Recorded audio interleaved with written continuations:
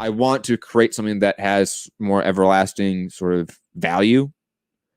And how I see that is a true like group effort, you know, and a lot of these sort of YouTube systems, YouTube companies are set up to where it's not a group effort. It's not really built towards like creating like content that lasts. It's built towards creating very finite content that is in and out and just for profit. Gary is here. Gary, I've been ranting for a bit. I apologize. Gary, how are you, man? It's been a while. Can you hear me? Yes, I can hear you, Gary. I can't hear you. Oh my God, Gary. I hope everyone realizes right now. I just saw this chat from Twitter saying, how about them Clippers? God damn it. Shout out to Paul George, man. Every show before we start out, Gary has to do this. Gotcha. Damn it. I so wanted your wife to have to come in here and be like, babe, help me. We got her moment of fame. She gets a little camera shy sometimes. That's okay. Jason, I'm just gonna do audio. Hey, that's fine, Jay. Like, hey, if you want to create content, if you want to just do something, like, I go for it.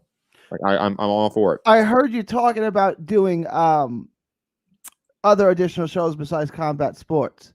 Does anyone want to do an NBA show? Oh my God, please. I mean, look, I don't know. I know the NBA well. I don't know it as well as I know boxing. Yeah. But I'm pretty knowledgeable in the NBA, especially the 90s NBA. But if there's a basketball-centric guy who can carry it, I would be an excellent wingman, I believe. Gary, you do play an excellent wingman on this show. You are great for that role. Thank I will say you are perfect for that, like that Chewbacca role, right? Like, it's amazing. Snoop's in the chat and YouTube communities are actually very fragmented, Matt. Good point. They are. There are a few communities that I see of channels that sort of group together to create content, and it's awesome to see. But they're few and far between. And like, I don't know if you heard this last part, Gary, but like, think about like all the shit I used to do, like on like Name Redacted, or even like shit like I've done on this show. Like, a lot of it is not everlasting content. It's not evergreen content. It's not content that 3 years, 4 years on the line has value. And it's in a bubble. You know, like, I feel like there's so much more we can do. There's so much more we can achieve here. And I feel like we're all very smart people. The people that listen to this show are smart. Why not draw on that? You know, why not create a community that I keep preaching about, right? Like, we can just create that community. It's not hard, right? We can create that, in your mind, a libertarian community, right? We're all just in it together. We're all trying to help each other, and it's real communal in that effort, right? We all have our individual specialties, but we can come together to create a better system, a better network of entertainment, of culture, of substance. Like, I feel like that's just as needed. If you need a stock market guy or someone who can tell you how to assert your rights when talking to the police, I'm a police the police kind of guy. I don't like the term cop block because I don't want to block the cops. I just don't want them to violate other people's rights. I want them to do their job. Does that make sense? Because they always use the term cop block. I don't like that phrase. Here's where maybe me and you disagree on. I think the cops, like police departments by nature, are institutions that like intrude on people's rights. Like, it just inherently. Sure. Yeah, like inherently. Because I'll be honest, Gary. Because you know, we have this conversation a lot off here about how like you're not really like a libertarian in the American sense, right? You're this like more of a I mean, voluntarist or anarcho-capitalist. I mean, like, I wouldn't say you're not an ANCAP. I wouldn't say that. Maybe you were, but you're not verging. All right, like libertarian is like the umbrella, right? And then like, what kind of libertarian are you? Would you agree that, Gary, that we should have a political system that is a bottom-up structure of authority that has like direct democracy, to where like we don't create systems that naturally are oppressive and exploitive towards people? Like, do you think like that's the ideal, right? We're talking about like ideal. Well, the ideal is no government at all. The ideal is individual rule. I control my life, you control yours, as long as I don't hurt you, take your things, or break our contracts. We don't need to involve men who call themselves government in this at all. Do you believe that communities have value? Communities absolutely have value, especially voluntary communities. Like I live on a private road, right? We have everything that we contract and negotiate, right? Like we don't get services from the city that we don't negotiate ourselves. No, there's definitely, so like the problem is forced communication. When you force people who don't necessarily share values to work together, that, like, think about it like this, right? When you were in school, and you teacher said, okay, turn your desk around and work in a group of 4 or 5 people, right? One person would do all the work, usually the loudest person, and the other 3 or 4 people would largely be ignored, or they'd be too shy and they'd keep themselves, or they whatever, right? So people, you get the most out of people when they align themselves with their kind of natural market and voluntary relationships. When you force people, like when you were a kid, I don't know if you had a kid that no one liked on their block and your mom would go make you play with him. It's like, I don't want to play with this kid, right? And so you didn't do it because you liked him. You did it because you didn't want to get punished, and your mom wanted you to play with him because no one. But there's a reason nobody else plays with him. It's because he's a bastard.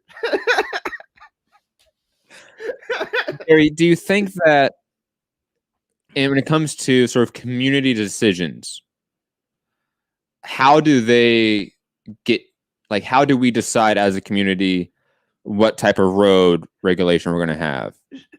The smallest, the most communal, right? Like federal's the worst, then state's the next word. The smaller you can get that. Like I don't know, prostitution. No, right? Let's get away from like the U.S. system. Let's talk about ideals here, because I think we can talk about ideas, right? Like you're a libertarian, you like ideas. I like ideas. You're an idea guy, right? Like we're talking about like ideal situations here, right? We're talking about like a sort of community oriented society, right? Not a government oriented society or a government hierarchy society, right? Where there's not political hierarchy, there's just the society, right? It's kind of what you envision. And I think like an anarcho-communist like me, or an anarcho-collectivist, I would probably more be defined as, we probably agree on like that's the ideal. But your system to like how that gets organized in any fashion is still sort of private enterprise and private corporations, right? While like for me, for example, sure. Voluntary. Well, for me, for example, I would classify like we can have companies, we can have factories, we can, build roads, all that stuff, but it would be community oriented. It would be the community doing it. It would be sort of a, again, communal effort, a mutual aid effort, right? And I think this goes back to maybe the differencing of, and I think this might be a big difference in, let's say, ANCAP, anarcho-collectivist opinion, or libertarian and sort of modern anarchist sort of theory.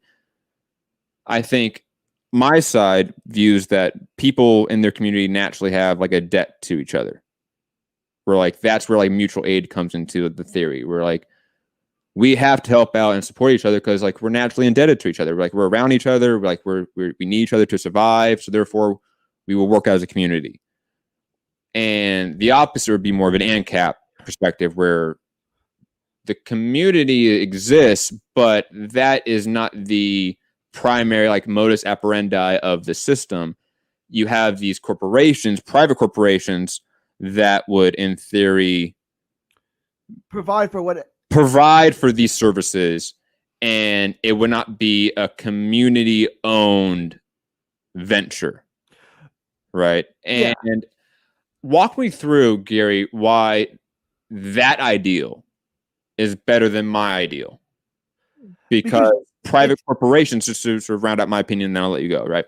Like I view private corporations as just as oppressive as, let's say, political hierarchies. When we talk about economic hierarchies, they are just as oppressive, if not more, especially nowadays, as political hierarchies. And there's a lot of intersectionalism of those two issues, right? Sort of political and economic hierarchies. How do you see your system like being able to avoid that? Because private enterprise, private corporations, capitalism, right? It still has a economic hierarchy.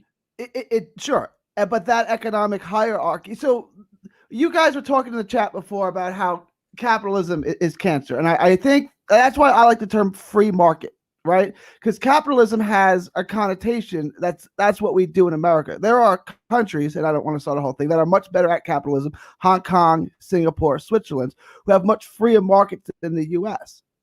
The most you're talking about, but a lot of those countries, especially like Switzerland, is still like a social democratic state where there's like huge social safety nets. For example, it's a capitalist country with a social safety net. Yeah, but in an ANCAP world, that social safety net wouldn't exist. It would be voluntary. It would be charity. It would be private charity. It would be yes, right. And that's I think a little bit the disconnect for like my side and your side. So I just want walk me through that. I'm curious. Okay, so I'm fundamentally opposed to the initiation of force, right? Like, so long as you don't hurt anyone or take their stuff or break your contract, then, if it doesn't break my back or pick my pocket, then what difference does it make, right? So you're entitled to do whatever you want. I would never stop you. I would never use force. I might use persuasion, right, to tell you you tasted bad, but I would never use force to stop you from doing what you want. Mm-hmm. And that force, that's government, right? Like if you go to the store and you don't want to pay for the high-end bacon, you don't have to buy it. You could buy something else, right? But if you don't want to pay for President Trump's wall, you don't want to pay for the military-industrial complex, too bad, you're going to pay for it, right? So, that again, let's get away from the American system, because we both agree the American system is deeply wrong, and we're talking about ideals. My ideal does not include a concept where we have a representative democracy or republic, because a representative republic is deeply undemocratic. Like our college is deeply undemocratic, or the way our checks and balances are set up are deeply undemocratic. Sure. So I was one thing on that, right? So if we're gonna have elected officials, then they should be voted on. Okay. You should vote on the officials. Voting on laws, right? Like you would say laws should be voted on, right? Like if we want to, I'm one of those people like Congress should never vote on laws. That should be all up to a general election. And it's a popular vote. Now you have person A voting on the rights of person B, right? Like, so if 51% of the people think that you get arrested unless you wear a green shirt, and 51% of the people vote on that, now it's against the law. Now we're going to take you and punish you, lock you in a cage, steal your money if you wear a green shirt. But who is harmed by you wearing that green shirt? Nobody. So but let's be honest, like that example is drastically ridiculous. Like that's not a real world example at all. Like that's not even like that just doesn't exist. But at 51%, I understand it's a hyperbolic example. But what I'm just saying, okay, I want to grow a certain plant in my backyard. 51% of people said I can't grow that. Now I'm a criminal because I grew a plant in my backyard that people didn't want me to grow. Well, who was harmed by me growing that plant? I don't think that would ever happen. The people would never vote again. Let me ask you this. Would people ever vote? Do you think, Gary, honestly, that people would vote against people planting vegetables in their backyard? What about marijuana? As we've seen, that the popular vote and the popularity is that we want to legalize it. Right. Today. But you don't think if you went back, let's say your parents' era, you don't think your parents would have voted against it? Not your parents, your parents' generation. I think societies that are naturally oppressive, if left open to direct democracy, will still be oppressive, of course. Like in terms of like the mentality, right? When we talk about like, let's say the civil rights era, right? When like overwhelmingly, I think it was like 60-something%, like 68% of people opposed the Civil Rights Act. I forget the percentage of people that opposed like Martin Luther King and like his protest movement, right? But it was a majority, right? We're talking about like backward societies, of course, but we also talk, let's say, about like real world examples. We talk about, let's say, Kurdistan, a anarchist, anarcho-collectivist state right now, right? See, you know international politics way better than I do. I can tell you about markets. I can tell you which countries have free markets, what countries have free trade. I don't know international politics like you. That's why, like, I'm going to believe you. You could tell me anything right now, and I'm going to take you at your word. I'll send you if you want. If you want, I can play some audio if you want as well. I mean, you might worry about copyright, but like, who gives a fuck? I have a Fair Use Act disclaimer in my description. Fuck off. But when we talk about why was I going to bring that up? What were you saying? Sorry, I lost track of that. Why was I going to bring up Kurdistan? I don't. What were you saying? What were you saying for that? And Gary, I know we're both bad at memory. We were talking about like if I said if someone wants to grow a plant that the government frowns on, and okay. now I'm a criminal because for example, Kurdistan, the Kurds, right, the Kurdish people, ethnic collection of people going from Syria all the way to Iran, Turkey, and Iraq. They, from a sort of societal, cultural standpoint, have definitely been an enlightened society, especially obviously within that region, right? They're a deeply feminist society where I forget the exact setup. Again, I wish I might just get the audio and play it with some Dr. David Graeber talking about this. And like half of their assembly is women, and they have a all women's police force. It's very interesting how they set up. But in terms of their structure, all sort of economic enterprise is owned by the small communities, and they can basically have free self-regulation, right? The only issues that they will ever have to go to, like the sort of small centralized assembly, is matters of self-defense and matters of moral issues. But the assembly has basically, how do you describe it? I think the communities that sort of the bottom up structure, the communities have veto power. So let's say like the overall assembly has a vote of, let's say 51 to 49 of green shirts are going to prison, right? To use your example. The communities will say, no, we don't want that. You overruled us, right? And there are certain issues that are just off the table. Like they already have like certain moral issues that, for reasons that, because some communities might self-regulate and do their own thing and they don't want that, in terms of, let's say, because of the region they're in, let's say age of consent laws, something like that. They rules like these rules are just a matter of fact. And that they came to that due to enlightenment. They came to that due to, hey, we read a bunch of feminist literature in the Middle East, and we decided we're going to make more of a feminist equal state, right? And when we take that model to, let's say, right now in the U.S., it might be very problematic to some issues, right? Because our society is deeply unenlightened, right? I definitely have an issue with that.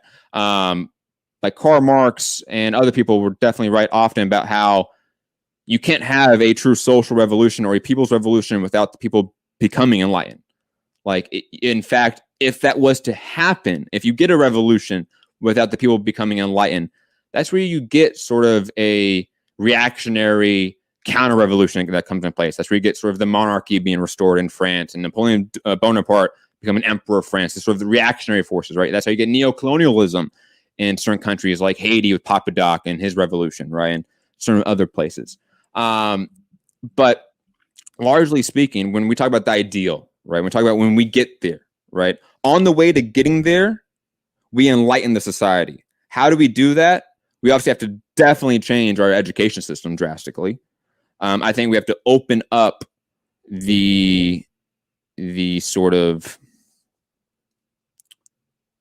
open up the spectrum of philosophy of politics that we have our kids, our teenagers read.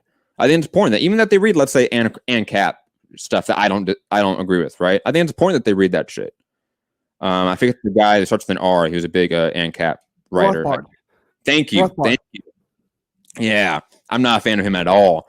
But hey, I think that people should read that. I think we should have that in our like school curriculum.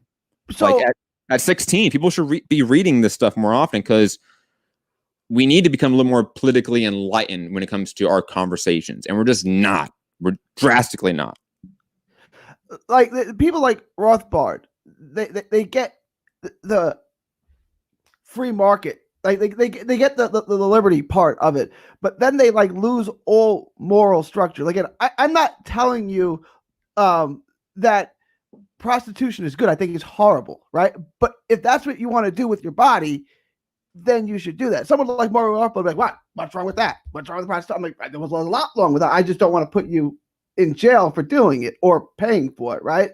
But like, and the same thing with like Ayn Rand. Like, half of Ayn Rand is great. The other half is just completely bonkers, right? And then you have like, well, there's a ton of that's great, you know. The like Christian right swears by it. It's like, do you understand her objectivism? So she would say, if you have a choice of getting on the bus and the bus runs over a person, but it gets you to work on time, or the bus stops after it hits the person and takes the person to the hospital and you get in trouble for being late, you should just go straight to the work and not get in trouble. That's what she would say, right? Because altruism, she said, was insanity, right? Like helping people, like that's not what libertarianism is about, right? But like, people, yeah, Ayn Rand's like just like proto-fascist in a degree, right? Like it just kind of is. And you hear like conservatives on the right, like praise is like, yeah, she's a free market person, and that's good. But the other half of it, the objectivism, the altruism stuff is like, guys, you really did. I know John Galt, Atlas Shrugged is 1,500 pages and no one's ever got to the end of it. But like, you know, maybe at least get the Reader's Digest version of the book before you start thinking like these are all around brilliant ideas, right? Like, I can agree with her economically and think socially she's out of her mind, right? Like, I mean, that's possible. No, I guess I'll say this. I don't disagree with you in what you're saying, because I think like even like you can take away like stuff from like Wealth of Nations that it has an extreme value, right? Like even like Marx did, for example, he took a lot from Adam Smith. Adam Smith set the bedrock for like analysis on capitalism, right? Like there's a lot to take from that. Even like ANCAP stuff when it comes to like individualism, you can take away some stuff from that and apply it to like leftist politics. So I definitely don't disagree with that. And like, plus there's stuff in like leftist politics that I don't necessarily agree with, right? Like I'm not a true like Marxist-Leninist at all. I'm more of an anarcho-collectivist nowadays. But Gary, I want to get back to sort of the ideal, right, of these systems of force that you described, right? How like government is force, right? Is how you described it. Right. I might have summarized it.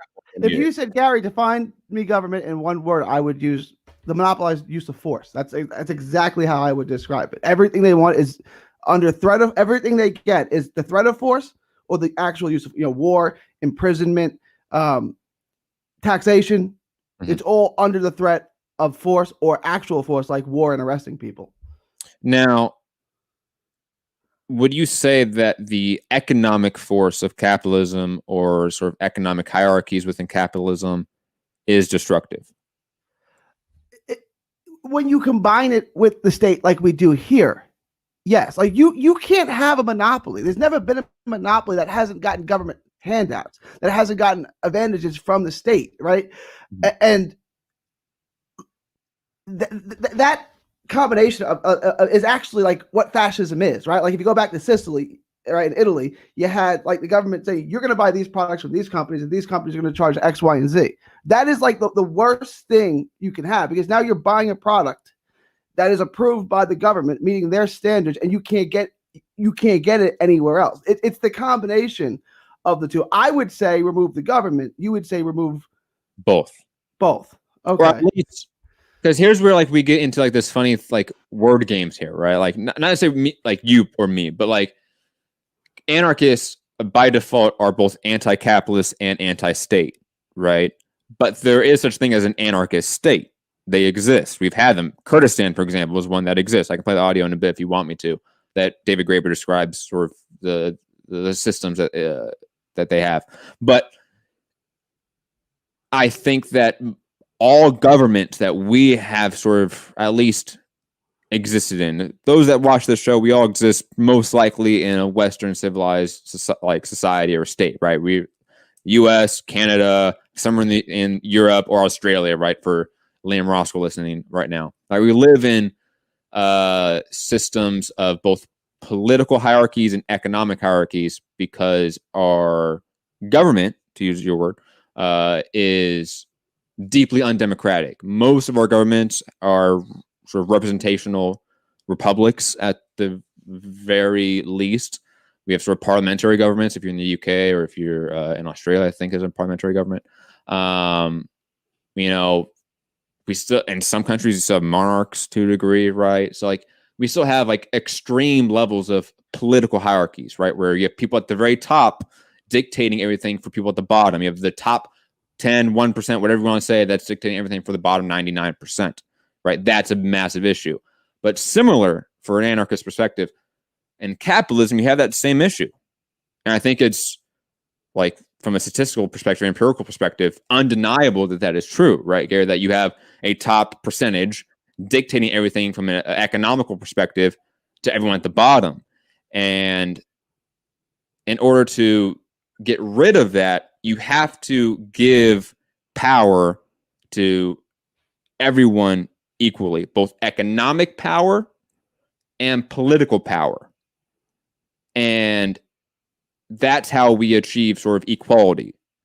Because if we have still economic hierarchies, and let's say political equality, air quotes, the economic hierarchies will become the new political hierarchies, in my opinion. That's sort of the criticism I have of anarcho-capitalism, is like the idea of being anti-state is great, but it's a half measure. It's like being anti-capitalism without being anti-state. That's USSR at the very worst, right? That's Maoist China, right? Like that's the very worst of it, right? So I think you need to get rid of both. You need to do that in order for everyone to live a better life. And what that system looks like in that sort of anarchist version changes from time to time. I mean, Neolithic tribes lived in sort of an anarchist state, of course. We have, sort of indigenous people living in anarchist societies. There's a famed study or situation in Madagascar in the early 2000s where the government retreated a lot of its sort of institutions and power from the island. And the people kind of didn't devolve into chaos. They sort of set up their own sort of communal systems and lived and functioned just fine. And obviously Kurdistan is the newest experiment in anarchism, and they've been around for 4 years now. And let me ask you a question. Yeah. Let me ask you, right? So let's say I'm me, and I'm just born lucky. My dad moves out of his house. My grandparents, my paternal grandparents die, and he lives on an oil mine, and they give him the oil mine. And my mom's parents die, and they live on a diamond field, and they give me the diamond field. Now, just because of who I am, right? Because of the snatch I was born from, I'm wealthy beyond belief, right? Yeah. So, yes. Okay, so that's inherited wealth. I didn't do anything to earn it, right? So I don't want to say, well, I work for it. That's not the conversation I'm trying to have. But it is rightfully mine. It was given to me. Who should control that, right? Because I'm just naturally going to be better than 99.99% of better, or financially than 99.99% of people, just because of who I was born to. So, right, I'm going to be in a position of economic control because of my natural kind of territory, right? My so who should control my wealth? I mean, that's I guess the question, because I'm gonna have that wealth because it was inherited to me from in this thought experiment, right? There's a lot of sort of unverified variables, but let's just go with the thought experiment. I like this. In my version of this thought experiment, the government, right, the state that would be involved in this discussion would be one that I talk about, a bottom-up structure that is direct democracy, right? You might have some sort of centralized assembly, but they really don't have much power. They kind of just write laws, but they don't enforce the laws. They don't vote on the laws. They're just sort of a body to where you can pay someone to work on politics while you work on other ventures. And that could be a much more revolving door than what it is now because of that nature. And you have, let's say, somebody within that state, within that, borders, even though anarchists really don't believe in borders, and they inherited all of this, right? I would say that the state would probably, if this guy, let's say, has, because it's hard to say, like in an anarchist like government, that you would have private ownership, because private ownership would already be gone in that version, right?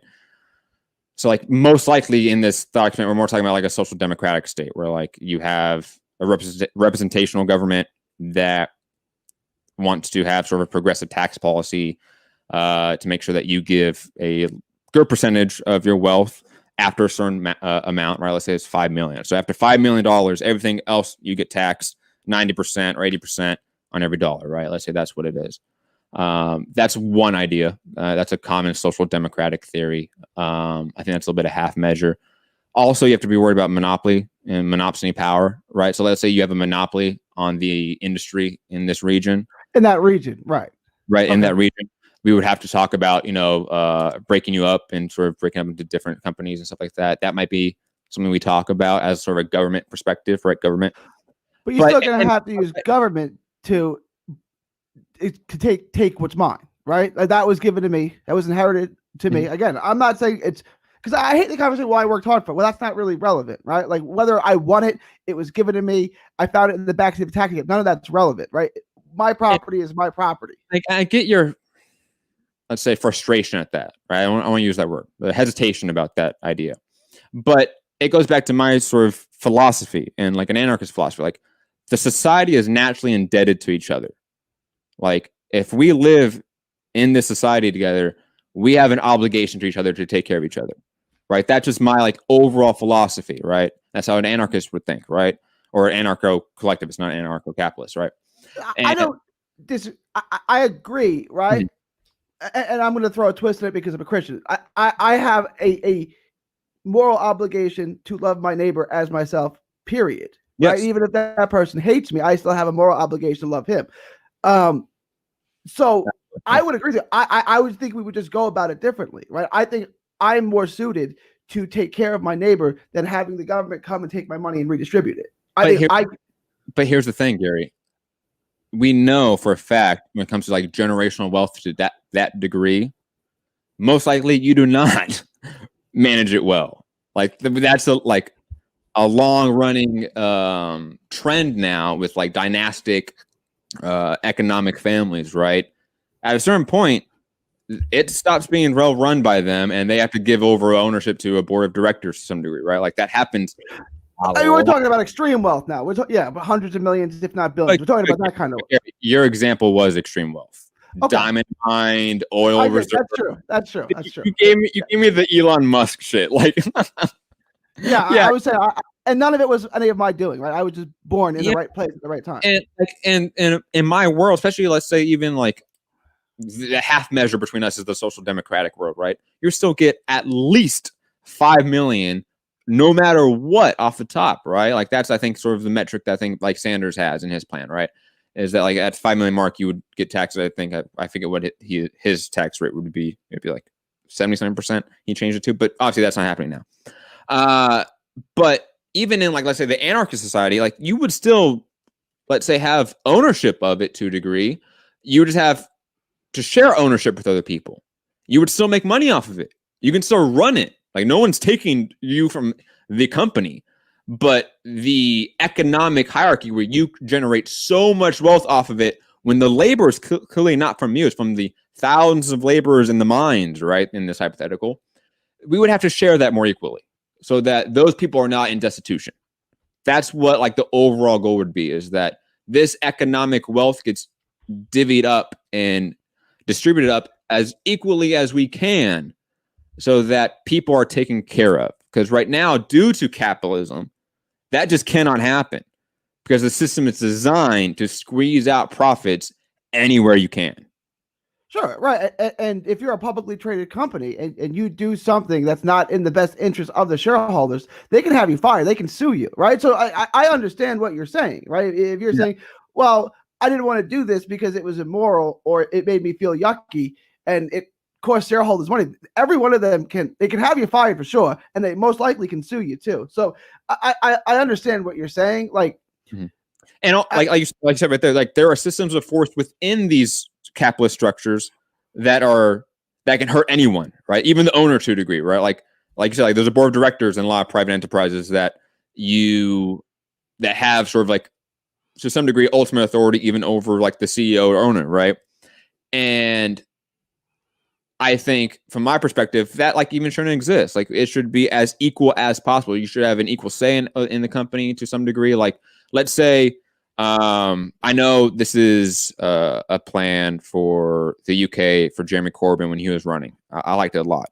Again, more of a social democratic half measure, right?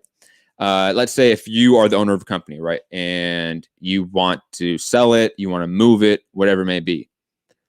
The law would be that the workers have first rights to the company. So if you want to sell it, they have first rights to collectively buy the company. If you want to move it, they have first rights to deny that. And I thought that was a really nice, like interesting way of dealing with that economic coercion, the economic hierarchy. Now, in this example, am I the CEO or am I the founder? Do I own the business or am I just in charge of the business? Good distinction. You are the person that owns it, not the CEO. Because in the CEO, you can still work, obviously, if it changes ownership or whatever like that, if it moves, like that's not an issue. The owner, if you're the owner, you want to sell it, the workers have first rights. And let's say, obviously, they can't buy it. In Jeremy Corbyn's plan, the government would come in and give them a loan, and they would work off the loan, and then they would have, obviously, complete ownership of the company after that. That would be the theory. I think Germany does that to a degree. I think a few other countries do that to a degree. But I like that half measure. It's not the perfect thing, but in terms of like trying to deal with that economic hierarchy, the economic force of power, right? Because there is a monopoly of force within capitalism, just like there is within our current governmental structures, right? We do have monopolies of force. And the monopolies of force are not to the masses. It's to a very small few, of course. But like, so in your force in capitalism would be the CEO, the board of directors, whoever is in charge. That would be the force that you're saying. Yes. But you voluntarily decided, you voluntarily agreed to work for them, right? But here's the thing. Yes, you voluntarily work for an individual company, but that doesn't matter. You have to work, right? Like, and then I'm going to say, but you don't have to work for me. There's other places you can work. It doesn't matter because the same system is at pretty much every company. I mean, talk about the corporatization of America, right? Like the mom and pop store, we can go in and work and make a good living, and it's like the owner and everything like that. Like that is few and far between nowadays. Like you work in franchises, you work in large corporate structures mainly. Like that's how it is. I want to like Amazon and Walmart, which employ I think more than any other private companies, right? They couldn't exist, or it would have to change their pay structure without the taxpayer, right? And this sounds weird, but you basically subsidize Walmart and Amazon so that they can pay their employees $10 an hour. You pay for their food stamps, you pay for their health insurance, right? Because if that didn't exist, Walmart and Amazon would have to pay them more, otherwise no one would work there because they couldn't, right? They physically wouldn't be able to work there. So Amazon and Walmart rely on the taxpayers to subsidize them. So when you think the Walton family and Bezos, you're subsidizing them so they can pay people what Matt would say is less than a living wage. You are half true there, right? So obviously these massive corporations get huge government subsidies to function, right? Like Elon Musk has got like how many billions of dollars, right? Like this is not like a new thing. Like that is an issue. Obviously, we already have a redistribution of wealth. It's the bottom 50% giving money to the top 1% over and over and over again, both through our labor and the value of our labor, and also through our tax money, right? But I will say I push back on the idea that like social safety nets are a deterrent to higher wages. Like that's kind of just an excuse that like, no offense, but like corporatists point out, like they wanted to say like, if you got rid of the like social safety nets, like we would pay these people more. That's not true. They wouldn't. It's capitalism. Like they would still try to squeeze out the most profits possible. If there is no control over a company making them pay people more, then why would they voluntarily pay people more? That's not going to happen. Because that's no one would work there. You'd have to go work somewhere else, right? Like if I literally can't. Gary, every company has this issue. So like you say, go work somewhere else. But Gary, I go work at Buffalo Wild Wings. I hate it there. I'm going to go work at Chili's. I'm going to work at Applebee's. It's the same issue, right? I go work at Amazon. It's the same issue. Like just moving to a company doesn't change the systems of economic oppression and coercion. The monopoly of force. I would argue that without government without government aid, without government benefit, right? Companies like Amazon and Walmart, as we know them, wouldn't exist. They wouldn't be able to operate as they do without government handouts. When you mean government handouts, please be specific. You're not talking about like Medicare or Social Security. You're talking about the government giving them a giant golden parachute of millions. A parachute. Sure.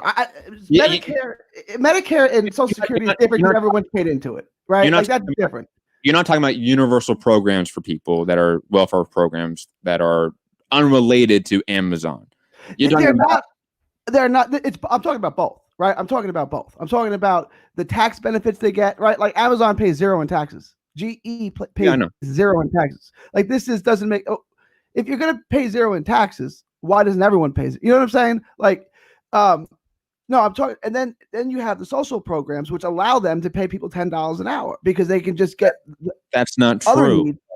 That's fundamentally not true. Like you can't find that anywhere where like that is just factual. Like that, there's empirical link between social programs. It's a logical conclusion, right? I mean, Gary.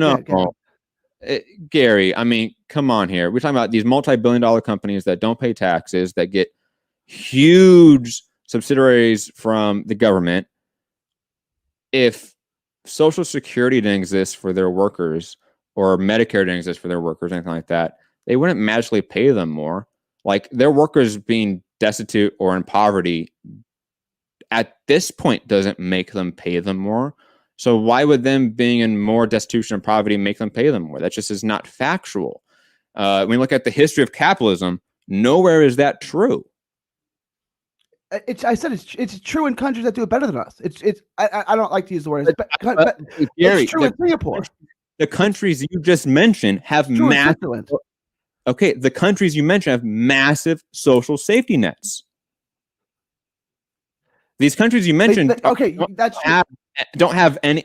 They have better social programs than we do. They have more universal programs than we do, not less. Switzerland didn't have a federal minimum wage up until like 5 or 6 years ago.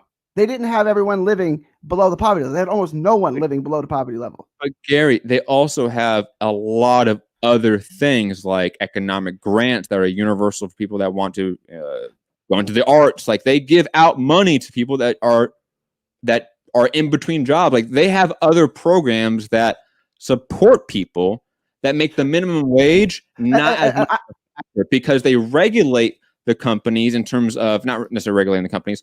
They tax the companies enough to where they can have these social safety nets. That's what it is. The Nordic model is the same way.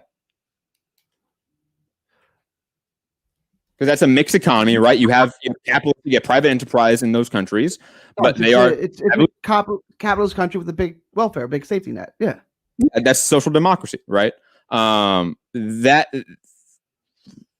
like the idea that like these countries are examples of your theory are just wrong. They do have massive welfare programs. They do have massive social safety nets. So I don't see where your point is valid in terms of history and in terms of reality. I think it's a little bit of an ahistorical point.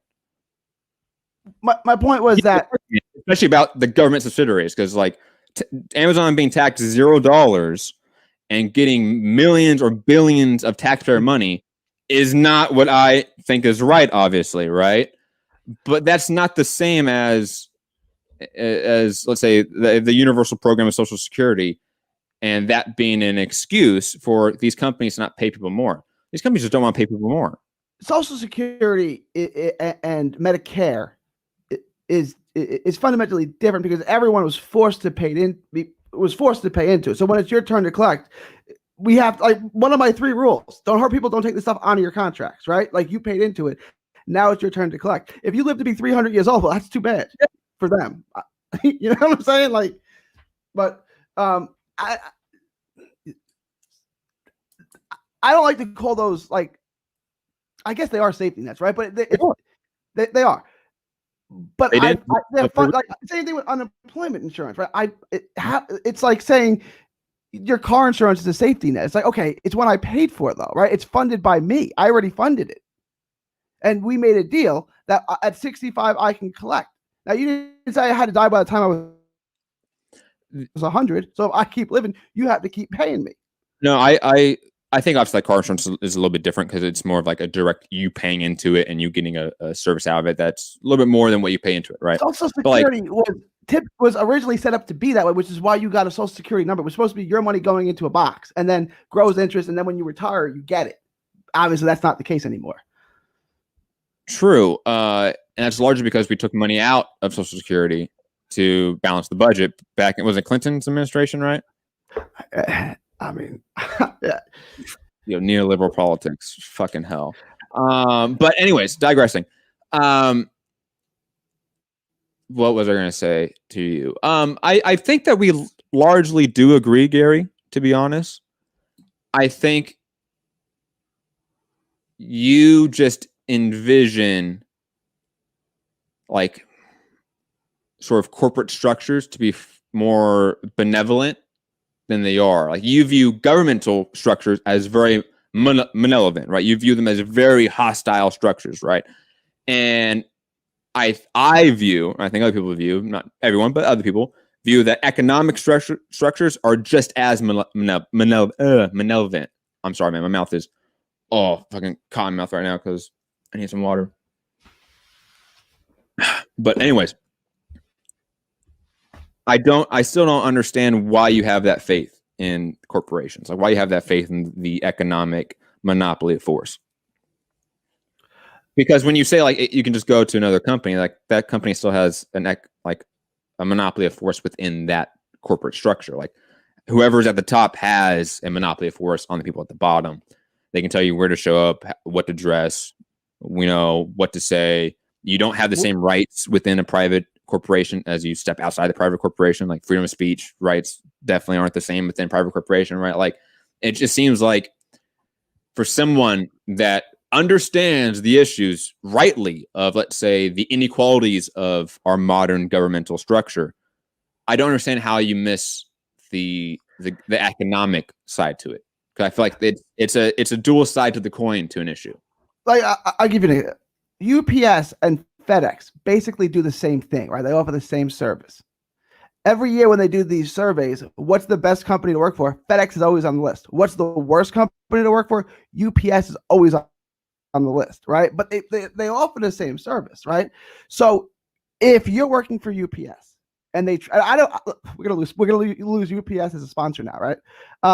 And I don't like the way I'm being treated by UPS. They make me work 80 hours a week. They won't give me any pay raises. They make me work. My arm is falling off. I look across the street. I can do the same thing at FedEx, and they'll treat me like a valued employee. I'm going to go over to FedEx, right? You don't have that option with government. Like I voted for Gary Johnson. I can't say, okay, I don't like this Trump thing. I want Gary Johnson now. You don't get that, right? You get what you're given, right? And most schools, I know some schools you can go to different schools in there, but most schools, you're given a school based on where you live, and that's it, whether you like it or not. Now you can pay extra money for a private school, but the vast majority of people don't have that money. No, I think your perception like you can just go and get a job anywhere, I think is a little bit misconstrued as well. Like we have 40 million people unemployed right now. We're also in the middle of a pandemic.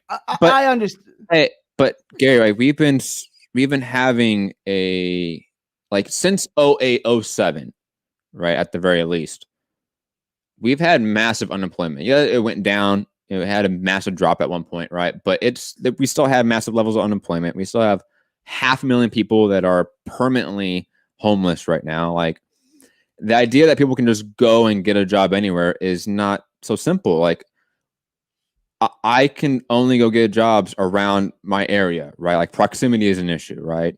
Then you have competition is an issue. Like we have jobs that have only a certain amount of positions that can only pay a certain amount because everyone at the top has to get paid. Everyone at the bottom can't get paid. And as you said, like we're in a massive recession, massive depression, massive pandemic right now. And the idea of like you can just go and get a job is not so simple. And you might say like, oh, it's just right now. But Gary, like, I think it's pretty obvious that like our capitalistic structure is prone to crises. Like within the last 12 years, we've had 2 massive economic depressions. Within the last 100 years, we've had like 4 or 5, if you include like the 70s and In the You know, 70s, the interest rate crisis, and then you had obviously September 11th, and then a couple of years later, you had the housing market, and now a decade or I guess 12 years later, you have this. No, I understand. Like, I get it, right? But I don't like. I'm not trying to come off like I hate America. I don't hate America. Okay, I'm not like I don't. Right? It's got 1,000,001 zits. It's got 1,000,001 watch. I don't hate America. I swear death I don't. I love it. to America, death to. I don't feel that way at all. Right? Like, does it have 1,000,001 things wrong with it? Absolutely. Okay. But like, so when I said America doesn't do capitalism as good as other countries, right? Like, there are freer markets. That's why I like to use the term free markets, right? Because when you say capitalism, people think cronyism, people think corporatism, right? Free markets. There are other countries who do that better. You can just go look up the economic freedom index, right? U.S. isn't in the top 10, any of them, not in the top 10. I was going to say something to you, but I forgot. Somebody in the chat made a comment, and I just wanted to address it really fast, saying if all major corporations became state-run with those rights, then no one will ever have anywhere new. I don't think anywhere I said that all companies would become state-run. I want to. I think I even specified very early on, like, if you have capitalism, the right stance to have, in my opinion, to be both anti-capitalist and anti-state, right? If you have just anti-capitalist, that's how you get sort of a authoritarian communist regime, for those that, you know, want to talk about those. That's where you run into that issue, right? So for most, let's say, anarcho-collectivists, anarcho-syndicalists, anarcho-communists, libertarian communists, all that sort of spectrum of politics right there, the idea is not for it to all be state-run. The idea is that all these companies are majority owned, people owned. So like the workers own the company. The workers own the means of production. That's like a classic tenet of Marxism, that the workers own the means of production, right? The issue is when you think that the workers are the state, and therefore the state should have ownership of corporations. No, there should be a divide there. Like, people can own the corporations. It just has to be majority owned. It has to be where everyone owns the company. The state has to be where everyone has equality and say within the state when it comes to legislation. I think when it comes to sort of like foreign policy to a degree, or to a large degree, I think it should be all sort of direct democracy when it comes to that point, because people should have a right when it comes to, like, should we go to war in Libya? Should we go bomb Sudan? You know, should we go bomb Yemen? We don't have any right in that, right? And like you've said, Gary, numerous times, and you're absolutely right about it, our money goes to these government subsidiaries, to Raytheon, right, to build bombs, and then our taxpayer money goes to buying those bombs that we help build to go bomb other people thousands of miles away for oil, right? Like, that is naturally very wrong. Why is that wrong? Because we don't have economic and political power. We don't. I don't agree with anything Bernie Sanders has ever said in his whole life, except for this one thing. It was, I forget who he was talking to, but it was anything, everything. Really? I mean, reasonable people can always find things they agree on, disagree. So like, I was being hyperbolic again, right? Okay. But he's pretty anti-war, right? He was against the Iraq War, right? So yeah, we should. One. The Iraq War was a lie. Got that right. But he was saying, so I think it was Raytheon, right? I think it was Raytheon. It was, do you know what I'm talking about here? Do you know what I'm going to say here? Where he said, what does the Secretary of Defense make? And it was like 250,000. It's like, Raytheon is a private company, but 95% of their business comes from one customer, the U.S. military. So basically it's a public company, right? Like, they 95% of their funding comes from one company. Do you know what their CEO makes? And it's like, it was over $20 million a year. So that's taxpayer money. Why is the tax? You can say it's not, but you can say they're a private company, but they have predominantly one customer. So why is the taxpayer paying this CEO $20 million when the Secretary of Defense made 200 or 250, whatever it was? Like, why is he paying, what is that, 100 times more? You know what I'm saying? It's like, the military industrial complex is insane, man. It's insane. And the fact that, like, I think, what was it, 1990, I think, was when government institutions were finally audited or were allowed to be audited, right? Because that wasn't a thing before. Pentagon refused famously for like, what was it, like 15, 20 years, right? I think they finally got audited when, what, 2013, 14, whenever it was, right? Yeah, it was in the Obama administration. I don't remember what year it was. I don't remember when it was, but obviously they didn't. They failed. They failed the audit completely. And what did they do? What did they get in return? An increase in their budget. That's insane. That's insane. Like, that should not be happening. But anyways, Gary, let's jump off of this because I think we agree on a lot. We do. Yeah, I think. You want to talk some boxing? I wanted to talk some boxing. Yeah, let's talk some boxing. Somebody else was saying in the chat. Jay is saying that we should talk some boxing. So we're talking some boxing now. But I really like that talk, Gary. I'll be honest. That was a lot of fun. And I know you like dreading talking politics with me, but that was a lot of fun. I know you were afraid to get mad. You didn't get mad at all, Gary. I'm really proud of you. You should show your wife this video and be like, see, I can do it. I don't, again, like, I know economics better than I know international politics. Like, I'm not an idiot. Like, I know what goes on. Like, I don't follow international politics. I follow a lot more. Yeah, but like, I don't follow international politics. Like you were doing the show with Fugate, we talking about every leader in every Central American country. I don't know. I don't know. Yeah, but here's the thing. Like, when I say like Salvador Allende being like the first like democratically elected like South American president, being like ruthlessly overthrown in a CIA coup, like, you don't go, oh, that's not real. Like, I've never heard about that. You go, I haven't heard about that, but that sounds like what the CIA does. You know, that's the difference, right? Like, you have common sense stuff. You may not know about it. You may be like ignorant to it to a degree, but like you're not stupid. Like, you go like, oh, yeah. I like to think I'm reasonably intelligent. Yeah. Look up like, Moses. I think if you lined up all the people in the world, smartest to dumbest, I'd like to think I'm closer to the smartest than I am the dumbest. I would say so as well. I like to think that. I could be wrong. For any of those that want to like go up on like research any of this stuff, David Graeber is who you should research. He passed away just a few weeks ago, tragically, and so rest in peace to him. He was a professor at Yale University back in the early 2000s. Phenomenal source information. Gary, you would love his work on debt.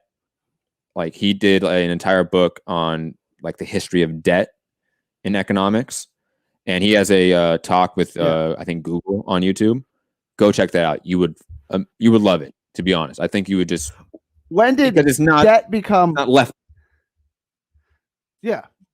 When did debt become leverage? Right. He's a leverage buyout specialist. Oh, you know Graeber? Can you hear me? Okay. Yeah, you're cutting in and out there a little bit. No, Gary. I don't. I never heard of him before. Oh, let me. You would like him a lot. Yeah, refresh really fast. Jonathan saying, thanks for the response, Matt. I have a problem with the balance of freedom rights and how they can be taken and given and how to be in order to exist. A right being given to someone may actually invade my personal liberties. That's absolutely true. That's why, like, and when we talk about like what that system should be like, I always view it should be democratic. When we talk about like systems of order, right? Like there have to be systems of order in society. And this is probably the last point I'm going to make. They're like the idea of like a old school, like anarchist perspective, like pure chaos, no government, no anything. It just people fending for themselves, Mad Max style, right? Like, that's not reality, right? Like, you have to have systems of order, but the systems of order have to be democratic, right? I think most people can agree that democracy is a good thing, right? The idea that we all have a equal say and vote per se, or equal speech when it comes to the rights of our community, the actions of our community, the economics of our community. And that's how we sustain rights, because most likely the majority of people will intact their rights. If people have economic and political power, then guess what? They will want to keep that. So the idea of like oppressing people, of exploiting people becomes less likely, because you create a society where naturally mutual aid, communal living become like a priority. They become just the social, cultural norm. And we don't have that now. Like, I was talking about this with somebody the other day about how often do you go and talk to your neighbors? Like most people don't talk to their neighbors. Most people don't talk to people on their commutes, at work. Like we go to our cubicle, we go through our job, and we go through it. We go through the system, and we tragically die at the end of it after being exploited and oppressed. You need to come to Texas, bro. I understand what you're saying, right? Because I lived in New York for 10 years. You don't talk to anyone, especially on the subway. First time on the subway. Hey, how's it going? You get 12 heads. Like, oh, you can't do that. Crazy person over there. Don't even look at him, right? I get in Texas, we're friends. But you live in a small town a little bit. That's the difference. Yeah, sure. And right where you live, and like on the East Coast, most of the people live in big cities, and I get it. Like I do. Like I lived in New York for a long time. You don't talk to anyone, right? You talk to your inner circle, and that's it, right? Yeah. I come back here, and we have cornhole tournaments. Like everyone blocks the neighborhoods over. Like everyone comes, and we're just. But, I mean, the difference is like when you live in like a massively like urbanized society, you're more. I get it. You're more like in like the rat race of life. But anyways, digressing. Let's get to some boxing.